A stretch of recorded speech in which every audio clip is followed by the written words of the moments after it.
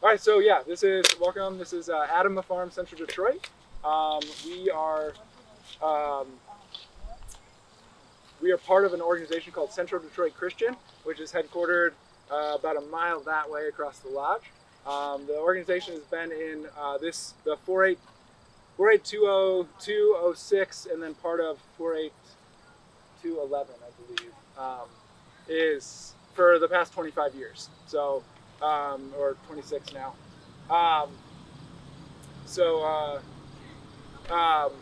Yeah, so we are part of that. That organization as a whole.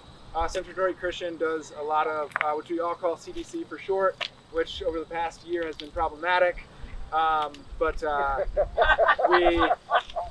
the organization does everything from education to housing rehab to financial education, to also after school programs, all sorts of things. So we as Adamah Farm, I think the name kind of says a lot about it. So Adamah is the Hebrew word. It's in the Genesis story of the Bible, where it talks about God breathing into soil, becoming life. And so we kind of see that as our mission, as far as we work with one of the central things is youth, working with youth and building like employment skills and leadership, and kind of understanding of healthy food access and the importance of that through gardening. And so we kind of use gardening as our medium for that. And so we do a lot of things as far as so we grow here, and then we have CSA that we sell at, and we have markets. And we want to make sure that we have youth from the neighborhood. And one of the things is we're a very neighborhood-focused organization, and so we want to make sure that we get youth from these neighborhoods to help on all aspects, from the growing to the washing to the selling to the marketing, that kind of stuff. And so, so that's kind of in a gist of what we do. So we got about a half acre in total here. Obviously 2 hoop houses. We do mushrooms inside, so you can see kind of mushroom blocks from kind of different various points. So if you have mushroom questions, Kathy is the person to help. By the way, my name is Evan. I don't know if I said that. This is Kathy. And this is Cassine. And then, so that's pretty much the whole spiel I've got. I'm open for questions as you guys wander around. Cassine has worked with us for the past 2 years now. Kind of also ran the gamut of all the different aspects of farming, and so I'll leave to him to kind of talk about his experience. All right, hey there, everybody. My name's Cassine. Evan said, I've been with the farm for about 2 years now.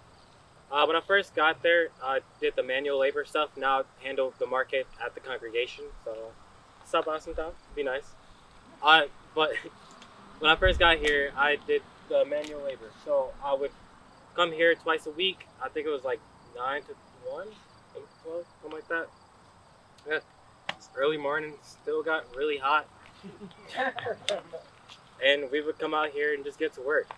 In that time, we did a lot. So before I start telling about all the stuff that I got to take part in here, I kind of want to talk about what it did for me as like a worker, sort of as a person. So when I first got here, I wasn't super reliable in terms of just doing a job. I would call off the day of, or I would be really late, and I would just be like, hey, sorry, things happen. And looking back on it now, I'm like, I was really selfish, because it sort of put Evan in a spot to where either he would have to plan for just me not showing up, or he would have to plan for me to be there, and then be more disappointed when I didn't show. And that went on for honestly not too long. And then Evan came and he talked to me and the other workers there, and he was like understanding, but still like, hey, eventually you'll have to get a different job, and I don't want you to be like this. And he was really cool about it, but he still put in place a system, and that system was just sort of to hold us accountable for our actions, and that sort of stuck with me. So since then, I've worked at a couple different jobs, but I still go into it with the mindset of like, all right, I'm back at the farm. Like, I gotta come here today. I gotta do this. And there are days where I just want to lay down and just rest. But I know that if I don't do it, I'm not the only person who suffers from me not doing it.